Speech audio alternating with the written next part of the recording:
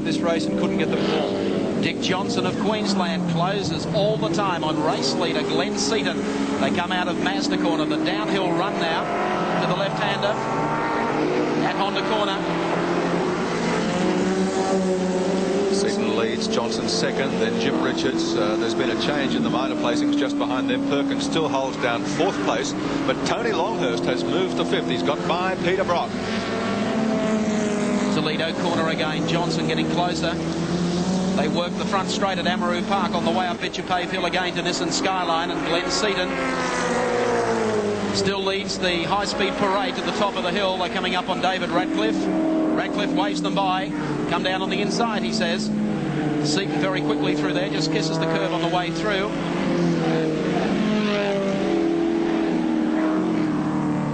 Johnson is through, and all the time Jim Richards is gaining. And Richards, of course, a master of Amaroo Park Raceway. This is where the JPS BMW team do all of their development work. Top 2 cars in the series running 1 and 3 on the track at the moment, Seaton and Richards. Sandwich between them, Dick Johnson. And sandwich is about the right word at the moment too. First to third, I should say, for Petit back in is now 2.2 seconds. So Jim just inching closer all the time. Well, before Johnson can go on with Seaton, we might well find that Richards arrives to try and hurry him along. They drop into Dunlop Loop. Order unchanged.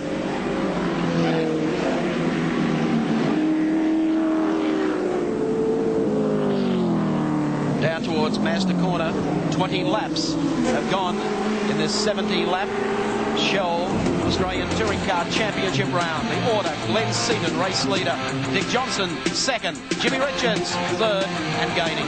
Fourth, Perkins. Fifth, Longhurst. 6:05, Rocky. Welcome back to Sydney's Amaroo Park. Pictures, of course, coming to you from the JPS airship sitting high above the circuit. Here's the scrap. There's the airship. And the order has not changed, but it is becoming far more interesting as Jimmy Richards gets right onto the tail of Dick Johnson's Shell Ultra High Cosworth Sierra. Johnson runs in second, just ahead of him. Race leader Glenn Seaton and the Peter Jackson Nissan Skyline number 15, who also happens to be the series leader. Over the top of Bitchapave and down into Dunlop Loop again. Johnson was closer a few laps ago to the back of Seaton, and now Richards starting to apply the real pressure. And all those laps of development, tyre testing here at Amaroo Park will now be working for the former Kiwi, who only 2 rounds ago was the series leader. It's been a seesaw battle all season long. And Richards right into the back of Dick Johnson. Playing for keeps now as they come out of the turn and work their way. The drag chute run down to the late corner, the right-hander. Richards goes in high. He'll fade a pass here. I don't think he can keep Johnson all the way down. Yes, side by side out of the turn. They come up to Toledo corner, the right-hander, and the run back onto the start, finishing straight here at Amaroo. Johnson and Jim Richards in some car wars. They chase Glenn Seaton up Bitchapave Hill. Richards working his way to the inside this time. There's the race leader coming into view. He goes through Dunlop Loop. Jim Richards again, looking for an inside pass. He could have set Johnson up perfectly here. Johnson will close it as they come out of the corner. He's making Jim Richards work for every placing. You rarely see Jim scratch or bend a car, and I was a little surprised that he lobbed him to the back of Dick that time, but he was obviously really closing under brakes. The car is brilliant into this left-hander, and Richards goes round the outside in an incredible manoeuvre. Fantastic ploy by Jim Richards to move up to second place in this round 8 of the Shell Ultra Championship. Glenn Seaton continues to lead through late corner. Richards second, Johnson is now third, and Perkins fourth. Tremendous stuff from Jimmy Richards. 1975 Australian Touring Car Champion. Now the only man that sits between himself and a big bag full of points, Glenn Seaton, and he'll be gaining on Seaton over the next few laps. Hold in Seaton and Dick Johnson. Seaton with only a 6-point advantage in the championship. This is the second last round, the grand final coming up 2 weeks' time at Oran Park. So it's got down to a head-to-head battle between the 2 leaders. There's Glenn Seaton right behind him. Jimmy Richards, number 3. the man who's been passing all the cars in the field today. Dick Johnson is still third. Fourth place is held by Larry Perkins. Fifth place, of course, by Tony Longhurst. And the man who qualified so well and looked like he was able to go on with it today, Colin Bond in the Caltex Alpha. He's in the pits, and with him, Peter McKay. Thanks, Mike.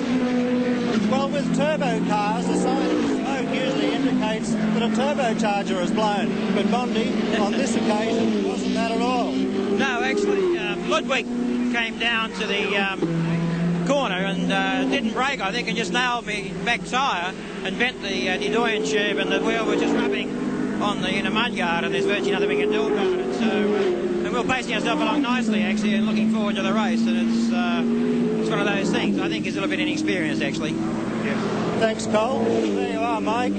Colin Bond, a victim of the Panzer Division. Thank you, Peter McKay, and a very disappointed but still laughing Colin Bond. To the late corner, Glenn Seaton. Here he comes. Just put a lap on Gary Rush, having his first run here today at Amaroo Park in the touring car. 28 laps completed of 70 laps for round 8 of the Shell Ultra High Touring Car National. Heavy and wide. One round to go. The grand final at Sydney's Oran Park Raceway a fortnight from today. All that hustle and bustle between Jim and Dick was a little bonus for Glenn Seaton. He managed to open up just a slight gap over the two of them while they were entangled in that battle. Richards rounding up Gary Scott in the second-hand looking Mobil Commodore. Scotty's been in the wars this week. Just check that gap again between first and second. It's now 1.8 seconds. It's interesting that the two lead contenders, as we watch Frank Gardner, who in turn would be getting a little nervous at this stage, I'd say, the two leaders aren't getting that far away from Dick, nor Larry Perkins and Tony Longhurst. And Perkins is doing very well in the V8 Commodore. Larry went for a very hard tyre. Let's look at the gap here as we have Seaton going through. Jimmy Richards is there, and then, of course, Dick Johnson lapped as Gary Scott. Then the scrap that is now starting between Larry Perkins and, of course, Tony Longhurst. Just mentioned by Neil. Longhurst, a bustling type of a driver. Larry doesn't like too much nonsense, but he'll find his Commodore quite a handful here at the closing stages of the race. Car number 24 in trouble. That's Ken Bagent. He was running very well, I think up as far as about 7th or 8th. Here he comes, down on the inside. Bang, out of the way, fella.